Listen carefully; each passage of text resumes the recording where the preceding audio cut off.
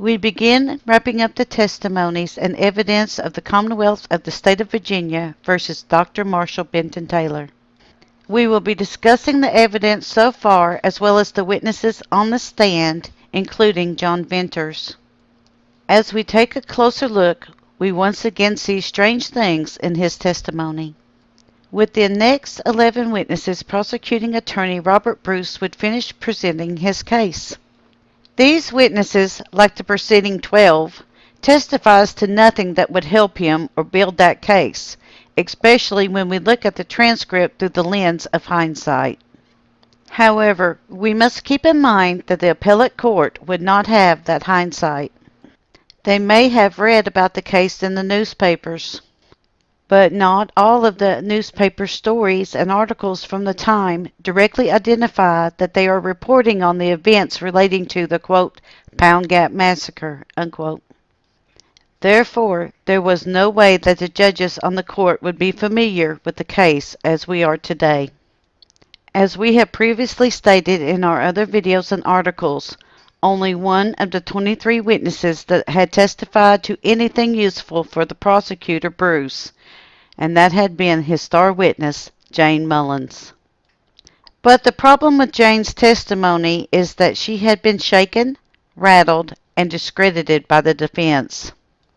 This, along with the fact that she had perjured herself, is plainly recorded in the transcript. And no amount of editing, which we are sure did happen, could hide this from the appellate court. Keep in mind that the often told story and one of these affidavits attached to the transcript tells us that, quote, the verdict of guilt was based solely upon the examination of the rifle by the jury, unquote. An examination in which 3 of the jurors took it upon themselves to disassemble and alter the said rifle. We also know from the affidavits of Sheriff Holbrook and his gunsmith deputy that a piece of the rifle had been removed and that the plunger of the rifle was now in the gun in a way that the gunsmith had never seen before. We know from the testimony given by witnesses from the prosecution and the defense that the rifle was in good working order prior to it being entered into evidence, which only occurred as the defense was wrapping up their case. We know from the often told story that when the rifle was, quote, dry-fired, unquote, using one of the shell casings found at the crime scene, that the plunger or firing pin struck the shell, quote, just off center, unquote. This is corroborated by the affidavit submitted by I.N. Mills.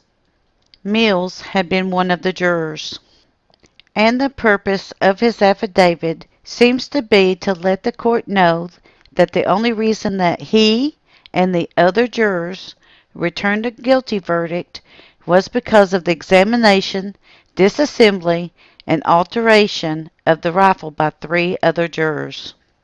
We are grateful to Mr. Mills for his affidavit and honesty. Without his affidavit and the confirmation that the shell casings found at the crime scene were in fact rimfire could not be established.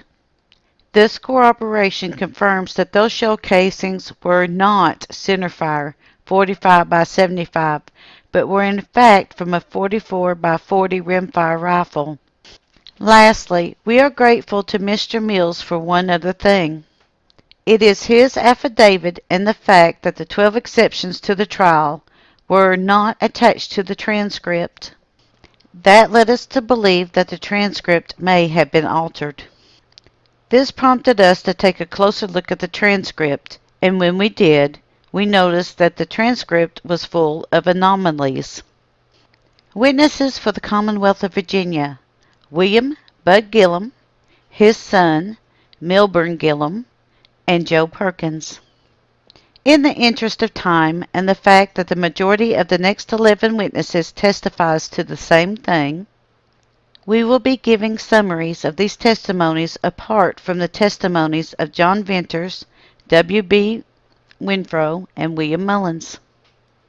William Bud Gilliam and his son, Milburn Gilliam, and Joe Perkins all give testimony about seeing Dr. Taylor on Tuesday before the massacre. They each give testimony that Dr. Taylor had told them that Ira had offered $200 to Doc Mullins to kill him.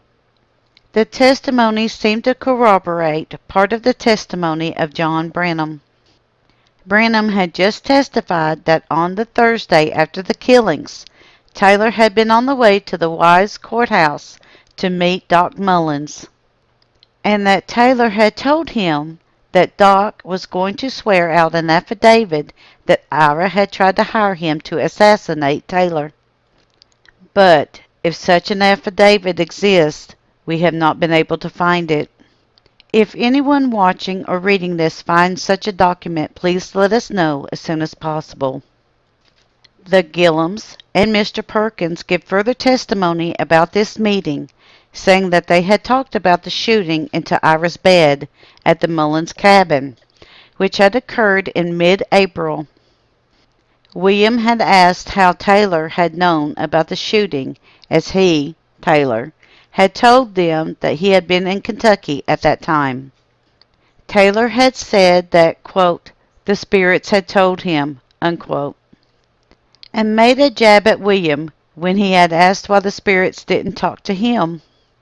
Testimony was given by Milburn and Joe Perkins that William had walked off after the jab, but the each further testifies that Taylor had said that, quote, it looked pretty hard for a man to lose his life and his money too, unquote.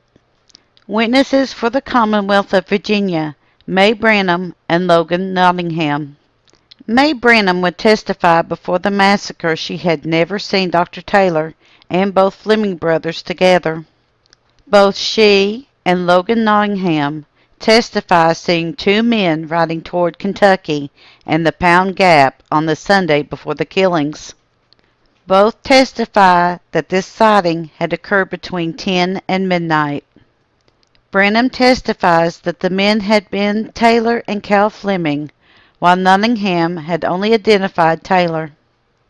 Branham further testifies that she had seen Taylor on Thursday after the massacre going towards Pound. This also corroborates part of John Branham's testimony. She goes on to say that Dr. Taylor and Cal Fleming had come to her house sometime after that. She says that both men were armed, but neither of them had talked about the killing. Witness for the Commonwealth of Virginia, George E. Roberson. George E. Roberson would testify that he had seen Dr. Taylor at his house 2 weeks before the massacre. He would also testify that he had seen Taylor with the Flemings several times after the massacre. He would say that Taylor had been staying with Aunt Ellen Alley during that time in question. This corroborates her and others' later testimony to the same thing. Robertson would go on to say that Taylor had come to his house several times after the killings, sometimes with and sometimes without the Fleming brothers. He also gives testimony to the fact that Dr. Taylor sometimes carried a heavy Winchester rifle. George would end his testimony stating that he had never heard Taylor make any declarations about the killing of Mullins. The testimony of John Venters is another one that draws our attention because of the writing style in the transcript changes once again. What exactly might have been changed in his testimony, other than the rifle, is anyone's guess. Testimony of John Venters, witness for the Commonwealth.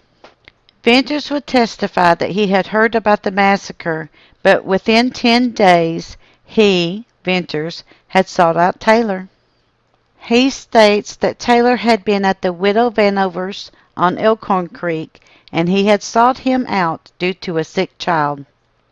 We must pause here for just a moment. By the time that Venters would go and ask Taylor to come see his sick child, rumors had been flying for days that Taylor, Adams, and the Flemings were all perpetrators in the ambush and massacre.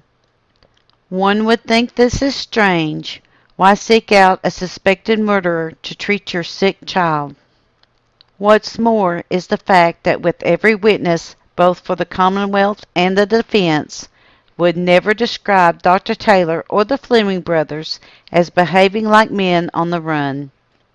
As soon as we learned with the first witness for the defense, these rumors would come from none other than Jane Mullins.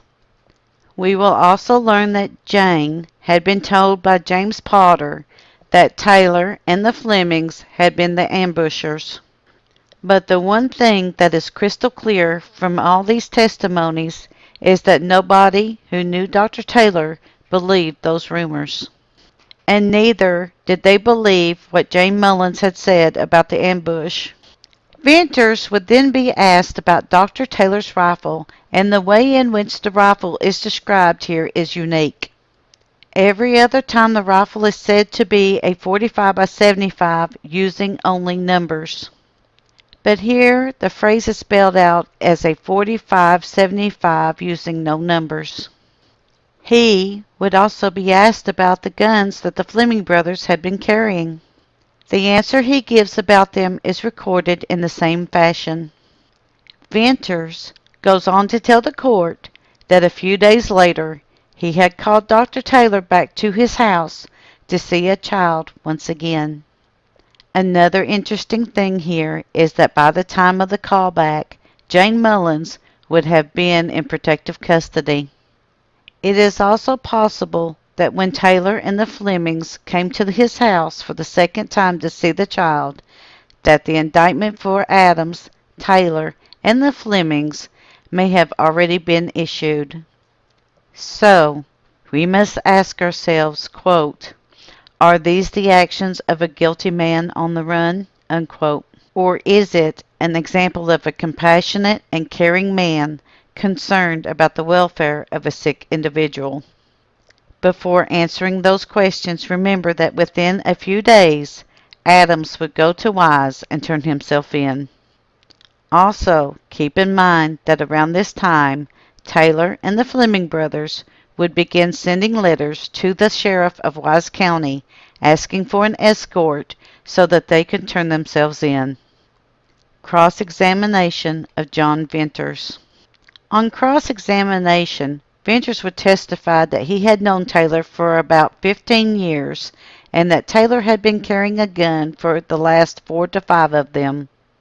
That time frame fits with Taylor becoming a U.S. Marshal. It is also worthy to note that the last duties of Dr. Taylor performed before resigning as a marshal was to go to Memphis, Tennessee, and return Todd Hall to Wise, Virginia. Taylor would then serve as a jailhouse guard during the time of the trial of Todd Hall. That trial ended in February 1892. So the rumors about Taylor leaving the trial to prepare for the Pound Gap Massacre are easily dismissed. Which makes us wonder why Charles Johnson included it in his book.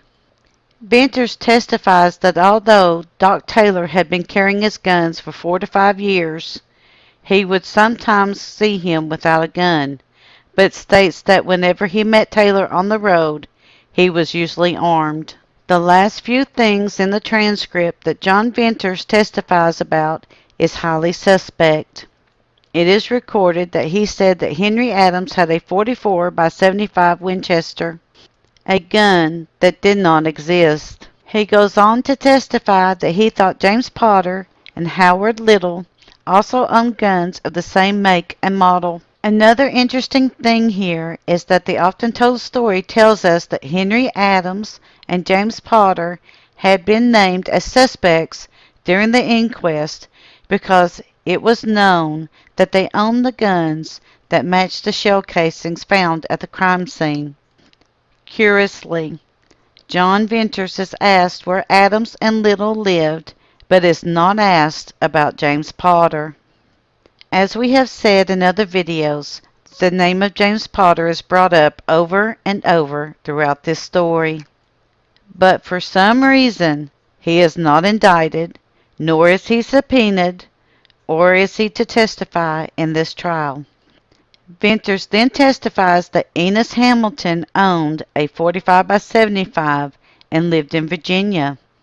He then finishes his testimony by telling the court that Calvin and Heenan Fleming lived on the widow Vanover's land in Kentucky on the Elkhorn Creek. We at Kentucky Tennessee Living would like to thank you for watching our series on the Killing Rock. Don't forget to hit that like button, as the more likes we receive, the more likely YouTube is to suggest our videos to other viewers. Also, to receive notice when we upload a new video, be sure to subscribe and click the bell for notifications. We thank you for continuing to support Kentucky Tennessee Living as we bring to you the history of the Appalachian Mountains. We remind everyone that the story names Killing Rock, The Oft-Told Tales, Killing Rock, The Untold Story, and Killing Rock, The Trial are all under the Kentucky Tennessee Living copyright.